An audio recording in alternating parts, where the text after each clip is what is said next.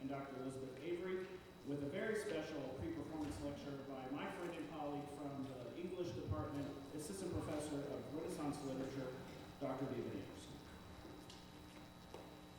Just to give you a rundown of this event, which has really turned out to be an interdisciplinary effort, Dr. Anderson will speak about John Donne and his poetry with a lecture called John Donne, the Poetry of Intimacy.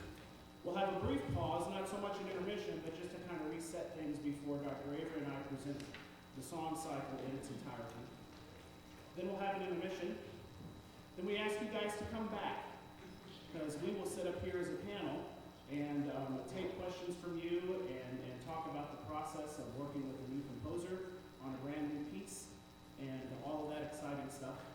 And then after that, we invite you to join us for a reception organized and presented by my beautiful wife, Burcham, out in Gothic Hall. So, without any further ado, go ahead and silence your cell phones and mobile devices. And I present to you Dr. David Anderson. Welcome.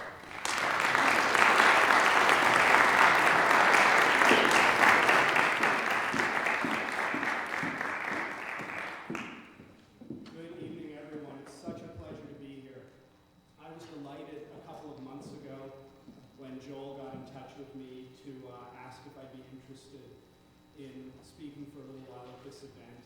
And yesterday, I heard the dress rehearsal, and I'm much more delighted after that because it was really powerful. You're in for something very special.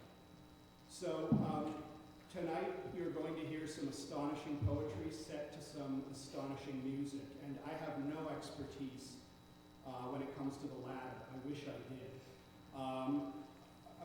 When it comes to the former, I can try and say a few things that will hopefully give you some insight into this poetry.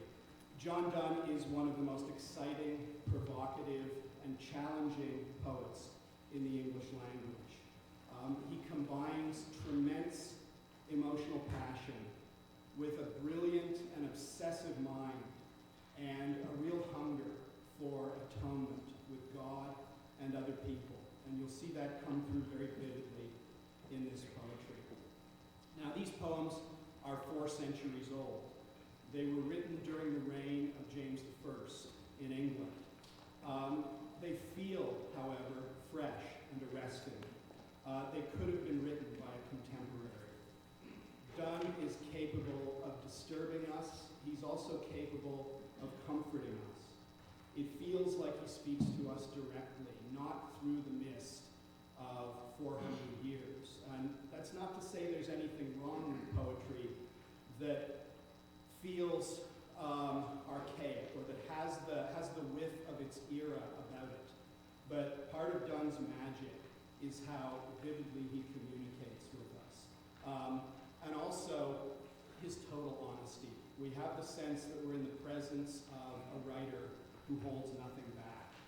So, who was this brilliant, restless, tormented poet? As he aged and looked backward, John Donne began to think of himself as having lived 2 different lives. The 2 different people, you could say, had lived his life. One of them he called Jack Donne, and the other he called Dr. Donne.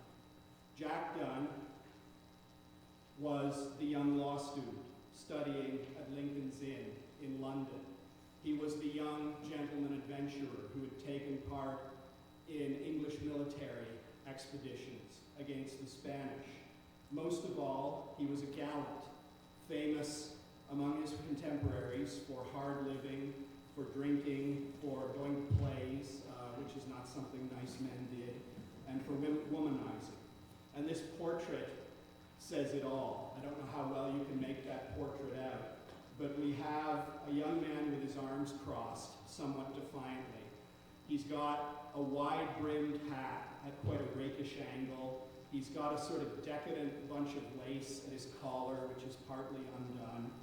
It says a lot about the pose that he was trying to strike in this time. Jack Donne was a brilliant nonconformist. He was someone who wrote love poetry that broke every rule, both in terms of its subject and his treatment of the subject, and in terms of the form. This is the era where love poetry is dominated by the Petrarchan sonnet tradition. Some of you will know the tradition of Petrarch, which is wonderful, but which is highly stylized in its declaration of love. It presumes a sort of worshipful distance from the beloved, where she is remote and set apart, and an object to be venerated from a distance, but someone sort of icily removed from this humble, worshipful speaker. Her beauty has to be flattered according to very elaborate codes. Donne explodes all of this. We don't see any of this in his poetry. In Donne's poetry, the woman is made real. And we get the sense, it's a fiction, but it's a powerful one. We get the sense of being very close to her, very close to both of them. He's often not remotely flattering to the woman he's talking to. He often doesn't come off looking very good in some of this poetry himself. Rather than worshiping the woman, Donne's poems shock and scandalize. They tease her. Sometimes there are attempts to try to pacify a woman he's offended, or to manipulate a woman that he wants to control. But what we have the feeling of a real relationship with genuine intellectual engagement. And in some ways, all of this is in sharp contrast with Dr. Donne, the man who wrote the Holy Sonnets, the sober and observant middle-aged Anglican priest who was clearly a little bit embarrassed about how hard he had lived in those earlier days. Middle age for Donne was a time of hardship and painful maturity, and I won't get into this too much. If anyone is interested, we can talk about it during the question period, perhaps. But he is married, and he is raising an enormous family in a condition of near poverty. His friends, for various reasons, his employment prospects have been blighted, and so he has friends who are trying to help him find odd jobs as a lawyer. In 1617, he endures the heartbreaking blow of the death of his wife. She had died a couple of days after giving birth to their 12th child, who was stillborn. And most of Donne's children did not survive infancy, and that was not at all uncommon. In 1650, a couple of years before Anne died, he took orders in the Church of England, and he quickly became the most famous preacher in England until his death 15 years later. Now, what does this have to do with Donne the poet? Well, the young man wrote love poetry. The older man wrote what we call devotional poetry, poetry that explores his relationship to God. With these categories, of course, much is different, but what's remarkable is how much is the same, how much they have in common. In both cases, we have total indifference to convention and to the expectations of his readership. And we see also so many of the same images, the same habits of mind, the same tricks of rhetoric persist. But in both cases, he is the poet of intimacy. He is concerned in his poetry to describe a connection between himself and another person, whether that's another human being or God, that is almost too deep for words. And because of this, intense intimacy is created between the poet and his reader. Donne's love poetry habitually meditates upon the bond between two human beings, what it consists of, what it means, and how precious it is. And the remarkable thing about him is that he manages to be extraordinarily idealistic about love while being completely unsentimental. Completely unsentimental. Over and over again, one of his poetic habits, this is Dr. Donne, by the way. I was a little bit slow on my slide there, but this is the middle-aged Donne, so he's grown up some. One of his habits in writing poetry, a theme he returns to over and over, or an idea he returns to, is the picture of two lovers staring into each other's eyes. He loves to reflect on this. Over and over again in his poetry, he goes to this. I've given you two examples here, but there are many. So in the first quotation, which is from his poem, The Ecstasy, he says, of his lover, our eye beams twisted, and did thread our eyes upon a double string. So think about what that image is saying. The two lovers are looking into each other's eyes, and the beams from each eyes are the threads upon which the eyeballs themselves become, if you like, sort of pearls on a necklace. But this is an image of two things becoming one thing. In The Good Morrow, a very famous poem, he gives us, several times in his poetry, he considers the idea of two lovers staring at one another. And of course, you all know if you look at a person intently enough, at the right distance, in the right light, you will see a little reflection of yourself in their eye. And Donne loves this idea. He loves this idea of a reflected self and what that says. And so, in The Good Morrow, we have my face in my face in thine eye, thine in mine appears, and true plain hearts do in the faces rest. So this is a way of using images to suggest the way in which two people can know one another so deeply that the differences slide away. You can look at someone closely enough and not only see the face, your own face, in their eye, but see your heart in them. So the borders of the individual dissolve and true knowledge can be obtained. Now, in A Valediction Forbidding Mourning, we have one of the most magnificent love poems ever written. The speaker of the poem is about to leave on a long journey. And of course, this is an era where leaving on a long journey, there are no cell phones, there is no email, there are no direct flights. We're talking about months of travel and uncertainty and very spotty communication. And so we get the implication of a woman and a man who are on the verge of great emotion on the doorstep with the bags packed. And the man is trying to contain the emotion and tell the woman that it's going to be okay. And the way he does this is remarkable. In the valediction, the speaker explains to the beloved that they don't need to grieve the way regular people grieve at a party. And that's because they are so close. They are so unique in their intimacy that a simple physical distance can't affect them. It is a holy mystery. The bond between them is so deep that it's not a matter of simple physical contact, and it's not premised on mere touch or mere proximity. So he tells, this is about the midway point in the poem. It's a poem of about 10 stanzas. And he tells the beloved, we're different. We, by a love so much refined that ourselves know not what it is, interassured of the mind, care less eyes, lips, and hands to miss. So we don't need the physical tokens that other people need, because we know one another so deeply. And he continues, and he offers us this stunning metaphor. Our two souls, therefore, which are one, though I must go, endure not yet a breach, but an expansion, like gold to airy thinness beat. So, this is how we are. We are not enduring a breach. We are not two separate objects being pulled apart with a gulf of distance between. We are one thing. We are a sheet of gold that has been hammered so thin that it has become invisible, but that is still one object. Now, unlike Jack, Dr. Donne does not write about earthly love. His thoughts increasingly in the first and definitely the second decade of the 17th century turned to the thoughts of God.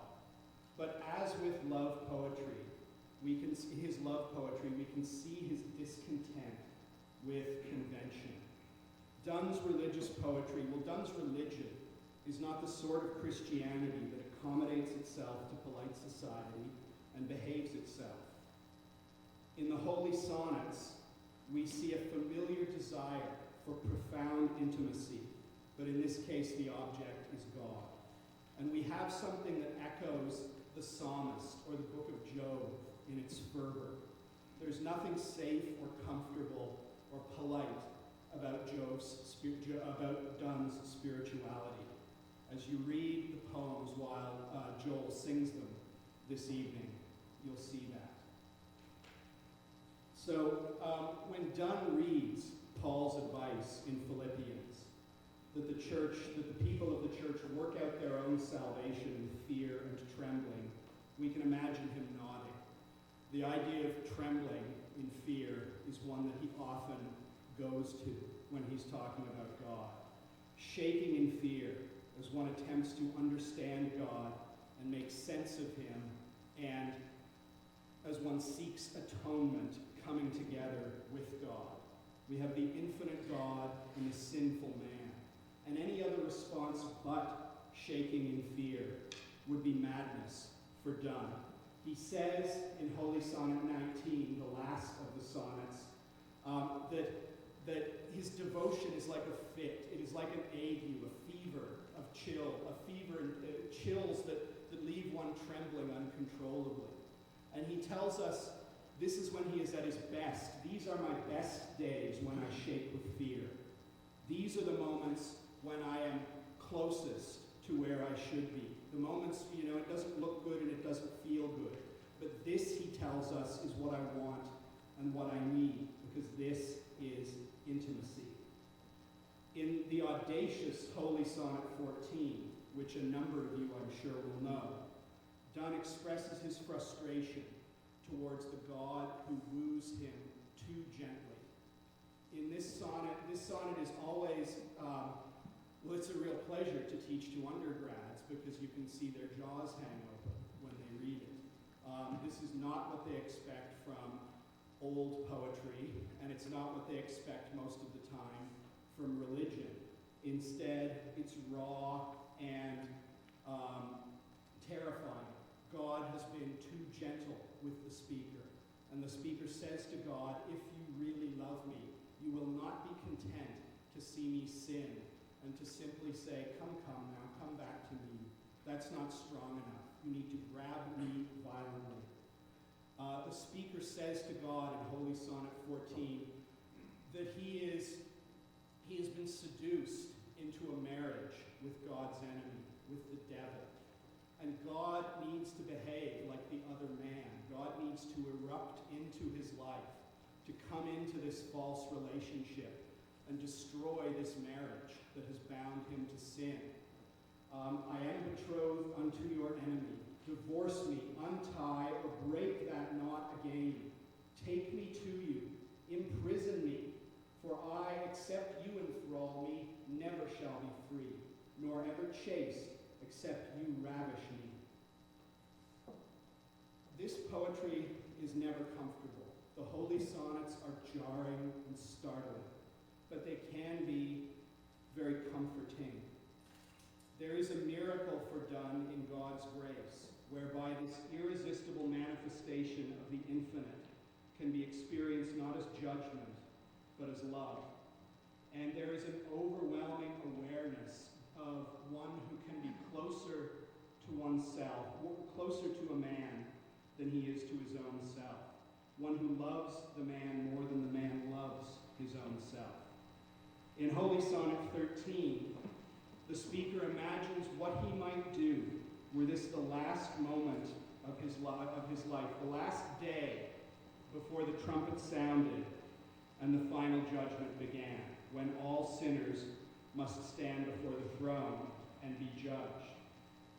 And he tells himself, because this is a poem where Donne talks to himself, he says, remember in that moment when the judgment is coming, to look inside yourself.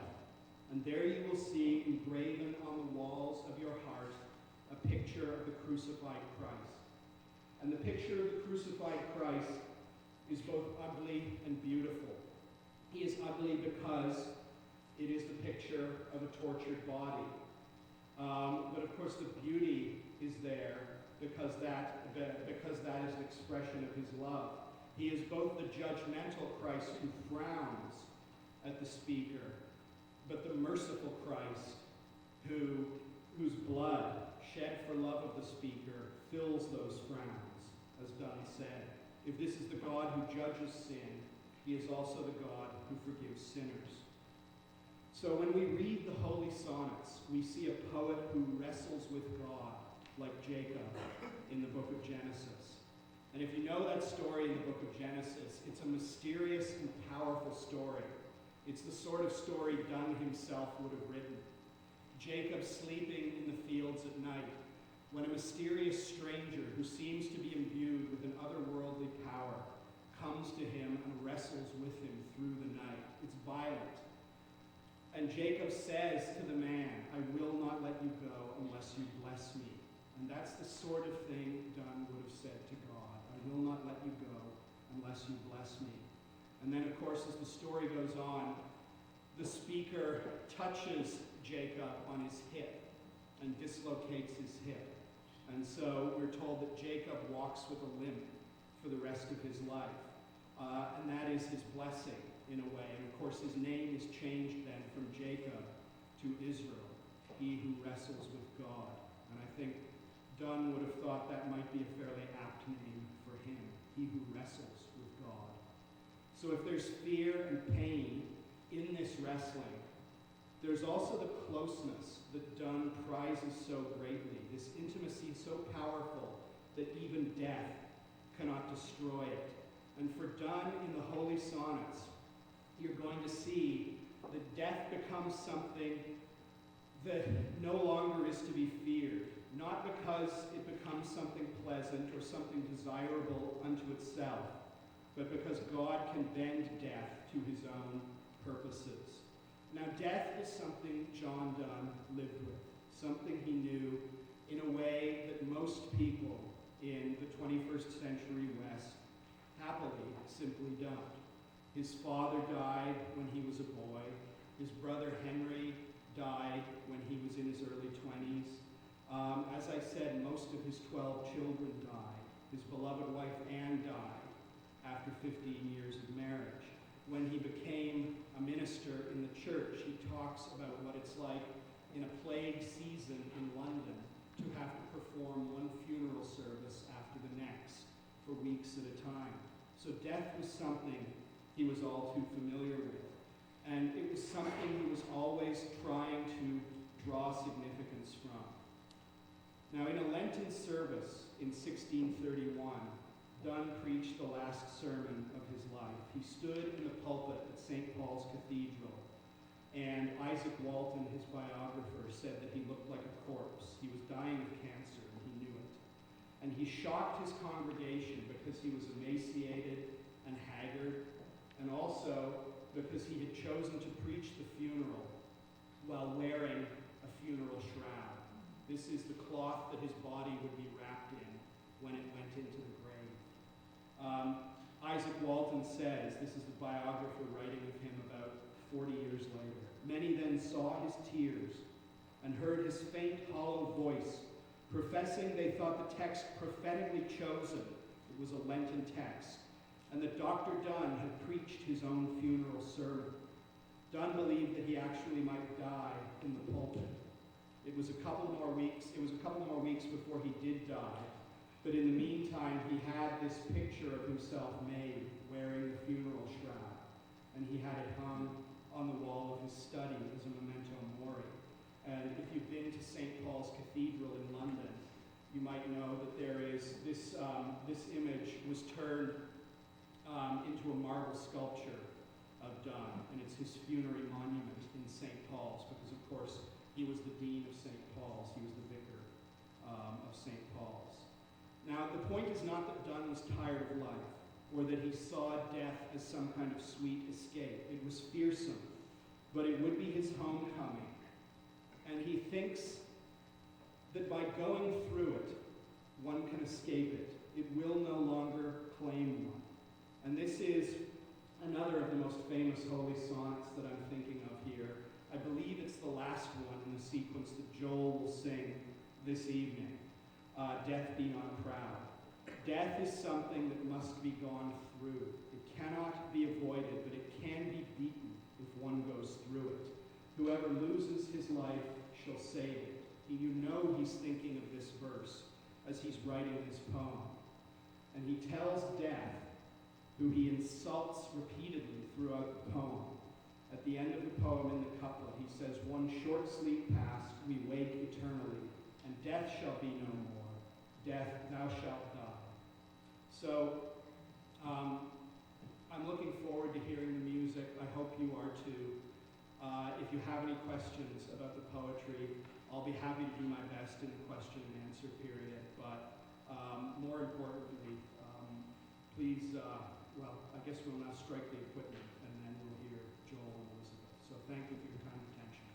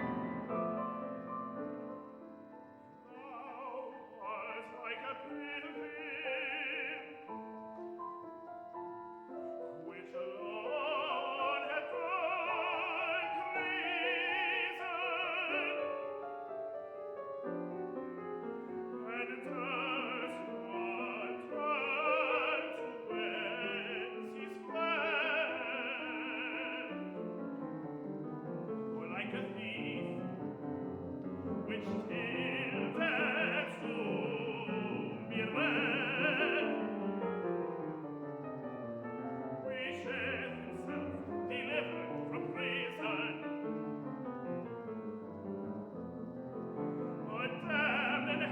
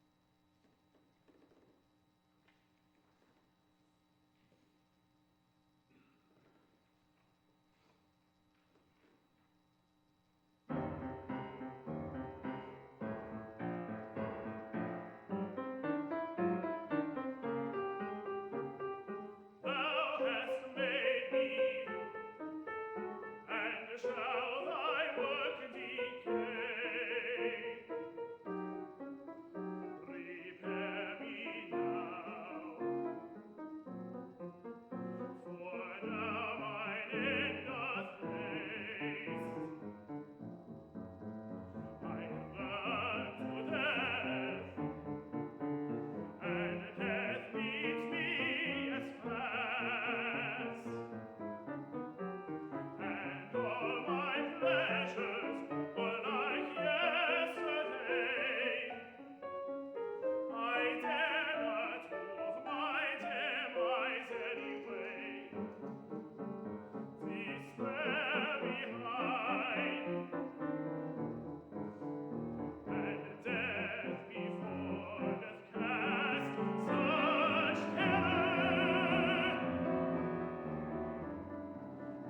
my feeble flesh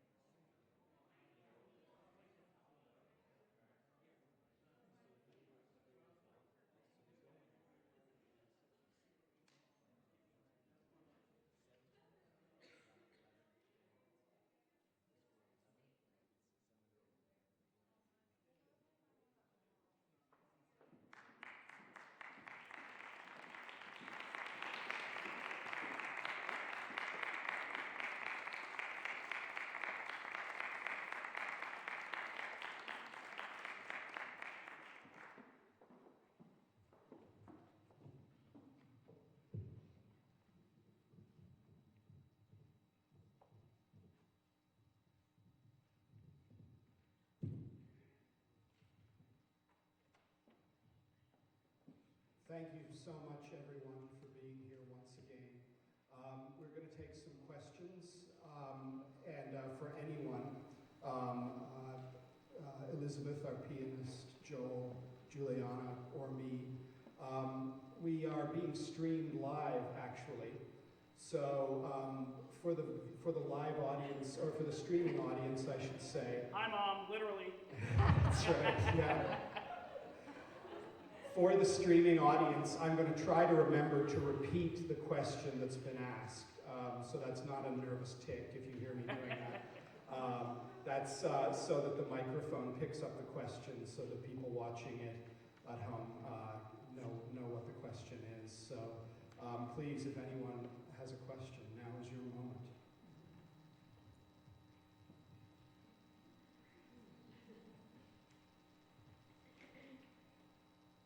Go ahead, sir. I was struck by how comfortable all this sounded with 21st century music. Is this atonal music? The common question was the comfort level that was comfortable. You felt comfortable, we felt comfortable performing 21st century music, and the question was it atonal music? I'm going to let Juliana answer that because she has a very unique process of assimilating pitches and how she writes.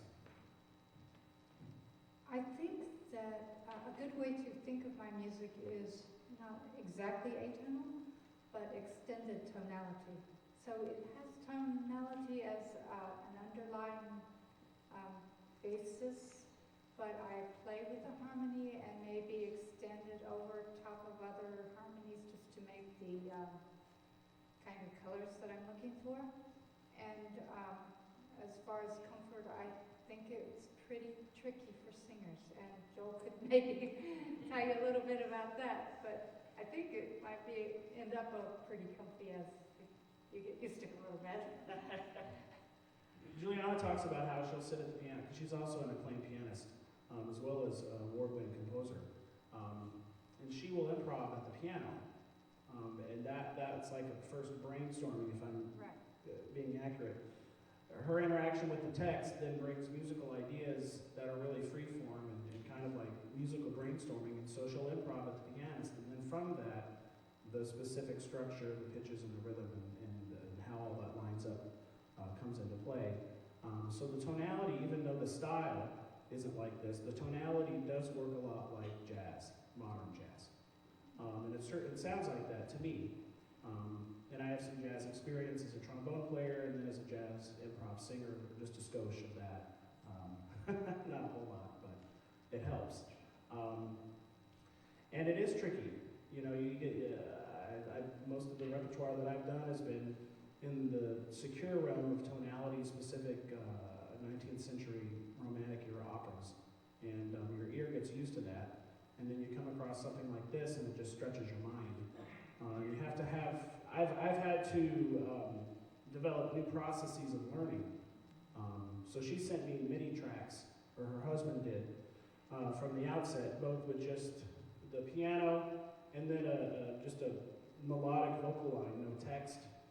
Then another piano MIDI track without the vocal line. And then Liz also recorded the songs individually, so I could practice with a real human being. Playing the piano. That helps me. And so I was just like, I'm going to try anything and everything to learn this music. Traditional means, non-traditional means, whatever it takes.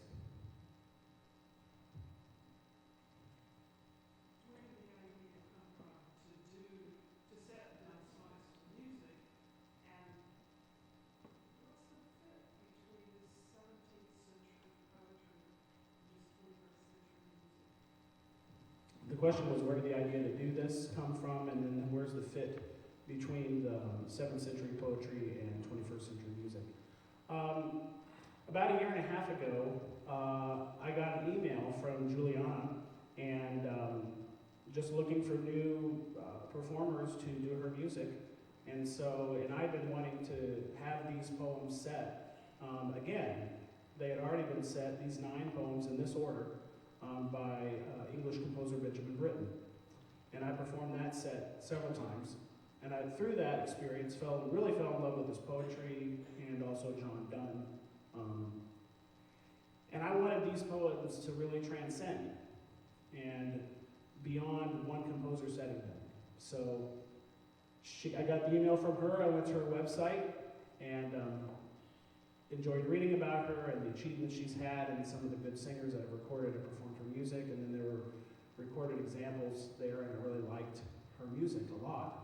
And so I just went to her and said, hey, I want someone to set these poems.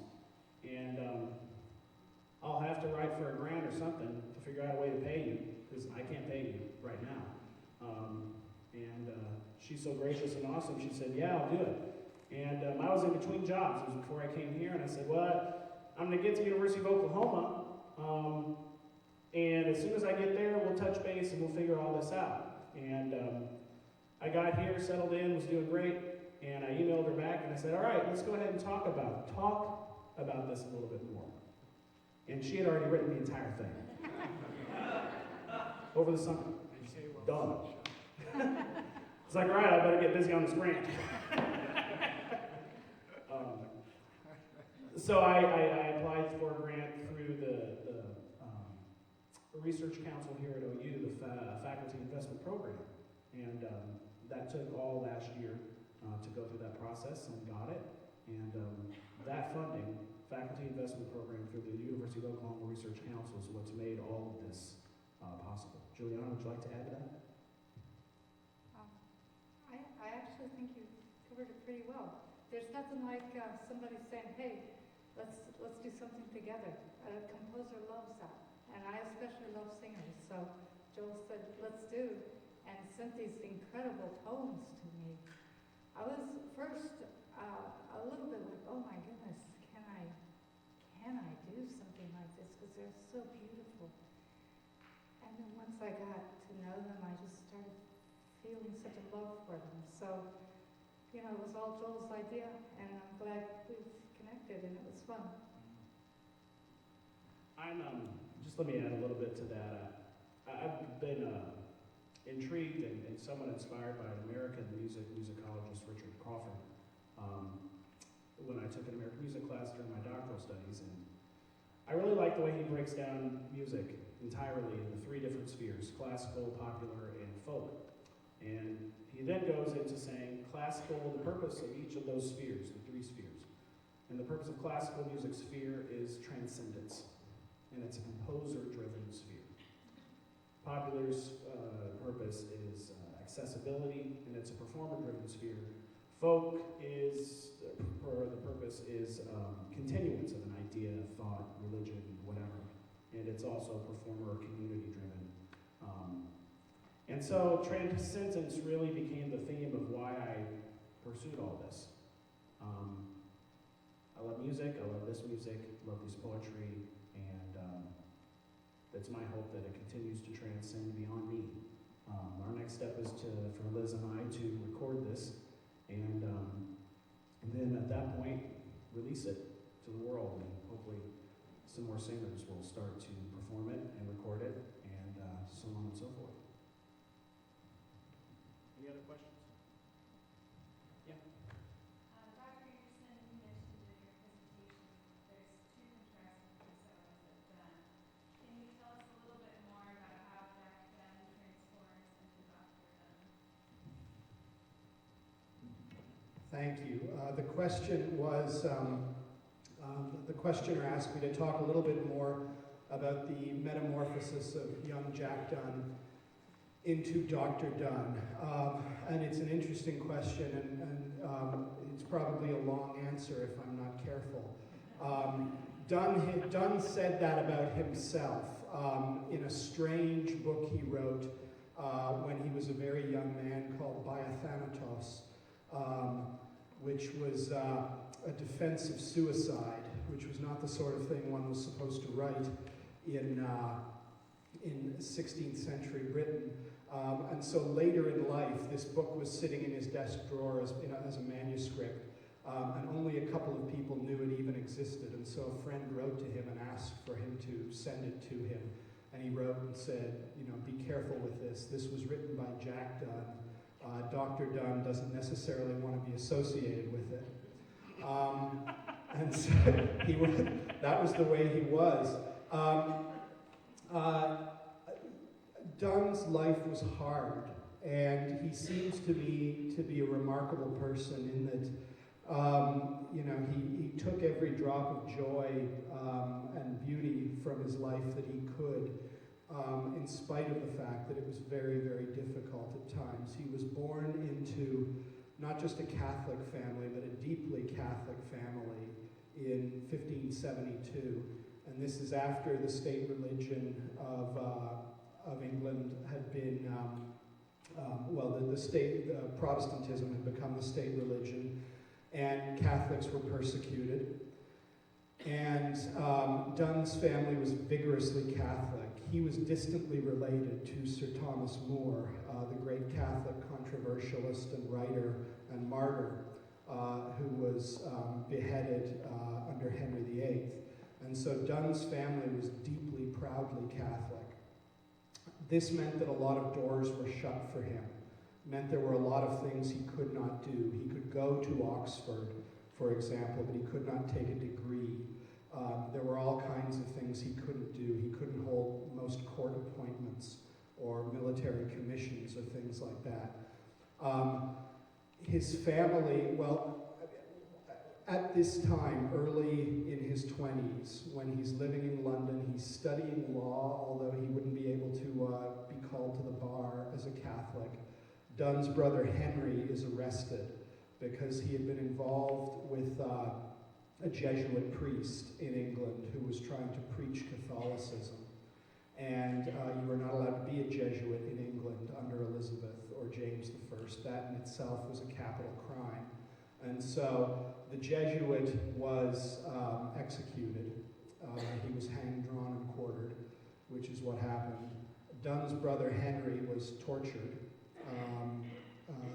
He was racked in the hopes that he could give them more information about more covert Catholic priests. And he died in prison of the bubonic plague. And so Donne was angry about this clearly. He converted to Protestantism shortly thereafter. Part of it seems to have been real anger at the Jesuits, and you might think he's blaming the victims there, and that's probably true to a certain extent, although I think as he saw it, and he wrote about this later in his life, they were preaching a brand of Catholicism that would not brook any compromise with the Elizabethan Church. They were militarizing these young men and sending these young men into martyrdom, and Donne had a big problem with that. He also converted, I think at this time quite clearly, for opportunistic reasons, and probably felt guilty about that. He didn't want doors to be closed to him. And so it worked. He was a brilliant young man, and he was hired by Sir Thomas Egerton as his principal secretary. Egerton was Elizabeth's Lord Keeper of the Great Seal, which meant he was a royal counselor and cabinet minister and an extremely important man. And so Donne was on the path to success. He had abandoned the religion of his childhood, but the benefit was that worldly success was there for the taking. If he hung around, it's like being a young staffer on a senatorial campaign and then going off to D.C. and interning and knowing that if you stay at it long enough, better appointments will come, better jobs will come. And he threw it all away. In 1601, he threw it all away because he fell in love with a 17-year-old girl, Anne Moore, who happened to be the niece of his employer, Sir Thomas Egerton. And so, by Elizabethan social norms, she was way too good for him. He was a nobody who came from this family with this great Catholic past. How dare he have the cheek to marry this woman who was destined for greater things? They clearly were hoping that her family would get over it, and her family didn't. So not only was there no dowry, Donne was thrown into prison for several weeks. He was told, "You'll never work in this town again," and it was more or less true. The era of the hope he had for major appointments was done. He wrote a letter to Anne from prison. And it's probably not the sort of letter a brand new bride wants to get from her husband, because he writes about their difficulties and their troubles, and he signs off with the statement, "Anne done, John done, undone." And so, life was hard. Life was hard. They were living in very reduced circumstances. He was doing his best to keep his head above water, and Anne kept having child after child after child. And so, life was not a bowl of cherries for them. He didn't, for a long time, his friends were pressuring him to join the clergy. And King James I himself said to Donne, "I won't give you any appointment unless it's a clerical appointment," because James thought he had an eye for talent, and he said, "You have the makings of a priest. So if you join the clergy, I'll do whatever I can for you, but until you do that, you'll get nothing from me." And Donne struggled with this, clearly because it bothered him that people would think that he joined the clergy for preferment. He didn't like to have that thought of him. And he also, he may have struggled with whether he had a vocation. Finally, he did that, but I think most of the bright young man about town who loved to scandalize and shock people had been burned away by then, because life had not been easy. The man that was left still was willing to scandalize and shock people, but it was for serious purposes, not for fun, and not to get a girl to go to bed with him. So that's a long answer to a simple question. I think you need a bow. Really? Thank you. What was your writing process for this music? I mean, he obviously gave you the poems, but when you sat down, how did you go about writing this music, this poetry? Actually, I took one at a time, started at the very beginning, and read them a lot. Read the first one, and I hardly looked at the second one before I was finished with the first, and I got deeply, deeply involved in one world at a time. So, and then, like Joel was saying, improvisation. I'm a pianist by background, so I took one and looked at all the colors of this poem, like, for instance, Christ washing the blood and repenting and oh my soul, and started thinking about all the words and all the colors and what is the general kind of feel for this poem. So I took one at a time, sort of like that, a general feel, and then looked at the inner words that could make the colors work. So, and then I just went from beginning to end straight. It was quite a wonderful time of work. It was like about 4 months. So deep love for great poetry. It's a lot of fun. Juliana, having heard it now, are you tempted to revise anything, or is it a project done? It's a project done. I think they played it and sang it so beautifully that I'll just save it and keep it as is for now. I'm not so good at rewriting anyhow. Yes. Talked about working together, and I was just curious how you, Ms. Hall and Mr. Burcham, work together with his particular strengths as a vocalist, as a tenor, who you are with a tessitura of the voice type, and whether or not he had any input on the vocal line for an additional high note or effect, or Do you want that one? I'll try to sum that up. The question was, how did she and I work together? How did she make choices about where the range or tessitura of my voice lies, what my vocal strengths are, and did we collaborate together in that process? Like I said, she wrote the whole thing over a summer, and it was done. But she had heard my voice on my website. I had a couple opera arias on there, just so she knew, what I do and what I believe my strengths are, and she nailed it. She really did. I looked at it when I got a PDF score. Before they had engraved the score, Juliana is a self-published composer, so she and her husband, cellist David Sims, publish all of her music, I guess in-house, would that be the right term? And I looked at it and read the score and looked at the range, looked at the tessitura, and I knew that that would be fine, so I had no issues with that. Additional high notes weren't that big of a deal for me in this cycle or this kind of music, because I don't know, I feel like that's, I prefer that in opera more than an art song, so that wasn't necessary for me. Juliana, you want to add to that? The only thing I could say is I've written a few tenor pieces before, and I sort of had a sense and listened to tenors sing a bit. So I think that and listening like Joel said to his video was about just what we needed. They had also seen the live stream of the recital that Dr. Avery and I did last year. The Liszt, Burcham Sonnets, and Schumann's Dichterliebe. So they knew what our musical strengths and output sounded like and looked like in an art song recital.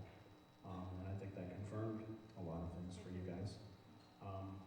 Dr. Avery was supposed to be up here with us on the panel, but she has been dealing with some illness this week and has lost her voice, so she's preferred to be recognized but not have to speak. But she did have a question, and I'm curious at this too, so I'm going to ask a question. Just about what got you interested in writing for the voice, and was it specific kinds of singers or poems, or just what was your inspiration in writing for the voice? I think it's the poetry. Poetry has always been something that I've loved because I love drama, and I love the colors that the poets speak about and how they can see things that we might not be able to see, but we might be able to see them, but we don't think about it as much. Or they might have a little insight about something that's so ordinary. So I think it's the poetry that has brought me to the art song world. And I love it because it's very small. You can make your own little world in a compact kind of way. And I think one of my friends first gave me a Sylvia Plath poem. And I felt such a closeness to her. And I think from then, how something just kind of clicks and it feels right. And then I went to graduate school and it started feeling like, maybe this is more than just a click. Maybe it's really something that could be a nice thing to do. So they helped me kind of find my way to really writing art songs. And since I started working with singers, it became more and more of the same path. And I just grew from there. I have a question for Juliana Hall. You've mentioned several times how for you the music is about color. And I can see that because of your emphasis on tonality, but also there's so much tension in what you've written. And when I think of, for example, Sonnet 6 here, since she whom I love, there's so much tension in that poem because it's like this is undecided. We don't know what's going to happen. There's a struggle. And for me, that the tension was almost palpable in some of your compositions. Is that what you were looking for? You think? Oh, sometimes. In these poems, I felt that there was such a struggle within him, within what he was thinking and what he was feeling. And that the music, it did, I could, in that sixth, is that the love song? Yeah. And where the beauty is so warm and so incredibly taken to what he's thinking about with his wife and everything, but the tension of loving God also. And I think in almost all of these sonnets, there's a pool of God and human, feel, flesh and soul. And there is a color, but underneath there is a pull, there is a tension. And you're right, I think in most of those, I think in all of them, there's a certain level of that sort of pull. But that's what made it kind of fun too. I could be in this warm, beautiful color in that love song, but then when he says, fleshy devil, I could really change it, but keep the warmth and keep just for a moment, He gave me a lot of colors from the beauty to the tension. Yeah, I'd like to chime in here because I think it's very astute of you both to notice that tension. Donne is the poet of tension. That is the dynamism of his poetry. He tells us, it was either the second or thirds, I think, of the sonnets you sang, Joel. It's the final of the Holy Sonnets, number 19. Oh, to vex me, contraries meet in one. So contraries meet in one. Inside of me, he's saying, are opposing forces. And then he goes on with a wonderful turn of phrase. Inconstancy unnaturally hath begot a constant habit. So he is a man divided always, and a man at war with himself.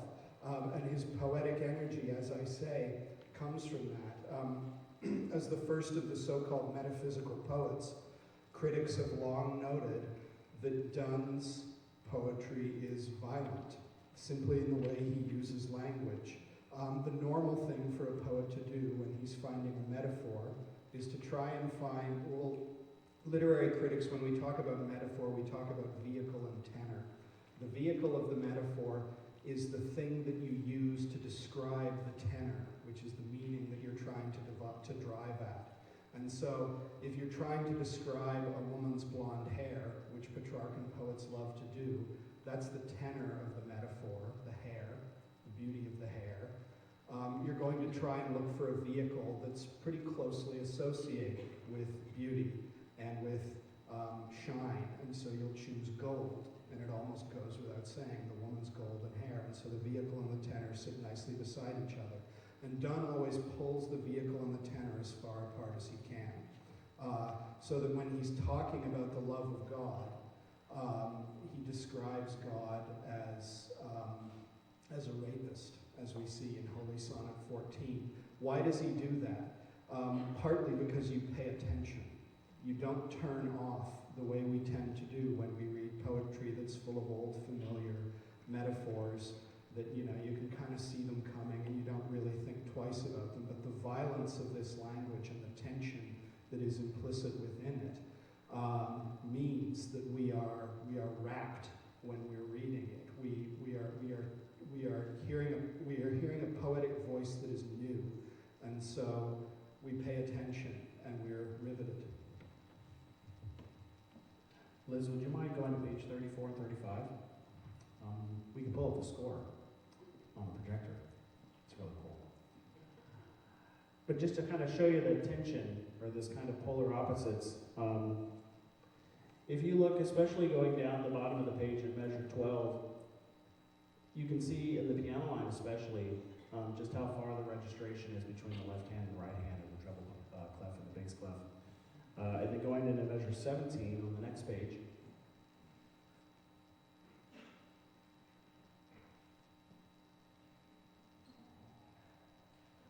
still figuring this out. Hey, that's all right. There we go. So you have a lot of this from the beginning of the song. There's a lot of sonority from the piano, and then it goes really sparse in measure 17, just with almost out any preparation. And that really paints the text in constancy. So this is just a brief example of all the beautiful text painting that Juliana has done to visually and sonically paint that tension from the poetry with her music. One more question. All right. I have a question for Professor Anderson. If one was interested in reading more about Donne in tragedy. Are there any very recently published books you could recommend, preferably one written by an OU faculty member? Yeah, available just in time for Christmas. Say the question, This person I've never seen before asked if there's a book one could purchase, written by an OU faculty member on this subject that includes a little bit about Donne and a lot about tragedy. So, yeah, you could maybe look me up and find something about that. So it would make a wonderful Christmas gift. I lied. We have one more. We have a student up there who wants to ask you a question. So I was going to say, regarding poetry, we know that there are certain things that really hit home with us and really move us. And so I was wondering, Ms. Hall, while you were composing these, was there a particular sonnet that really clicked with you and was really special to you while writing? And then Mr. Burcham, was there one while you were performing that you really felt personally connected to as well? Question? So the question is, for Juliana and for Joel, if there was one sonnet that particularly impacted each of them, one in the writing process and the other in practicing for performance. Just looking at them, I thought they were all fabulous, but the last one has been one of my favorites because sometimes death is a little scary. I mean, it really can be frightening, but I loved the way he had the feel of, there's a little bit of hope. There's comfort in the end. You know, it's not going to be as, death will die and sleep is pleasurable and, you know, we will awake in eternity. So that sort of was kind of nice to, after coming through all of the emotions and all of what his whole set there of the 8 sonnets before, it was really nice to come to something that felt like, wow, this is beautiful and this is real and this is something nice to think about, that there's a good and there's a wonderful end. As a poem, the Ode to Vex Me has always been something that I've connected very easily with. I just appreciate that he's fleshing out the hypocrisy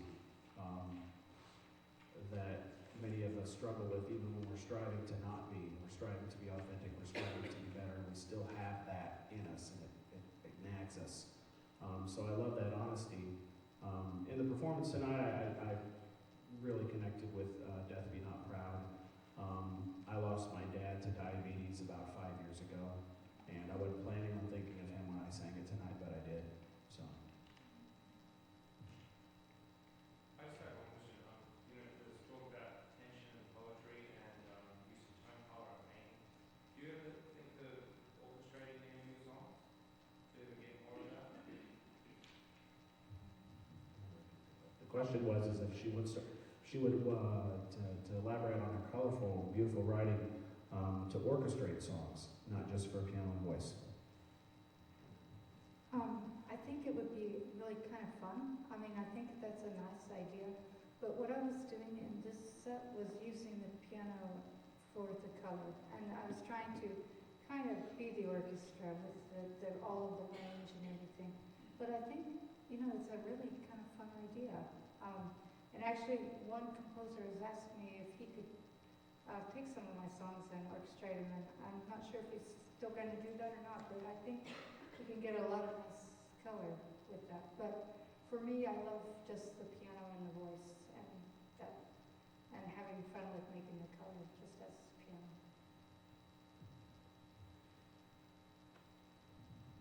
Well, I think that's it for us, everyone. So thank you so much for coming. It was an honor for me to be involved in this, and have a wonderful weekend. Thank you, everyone. And the reception, please.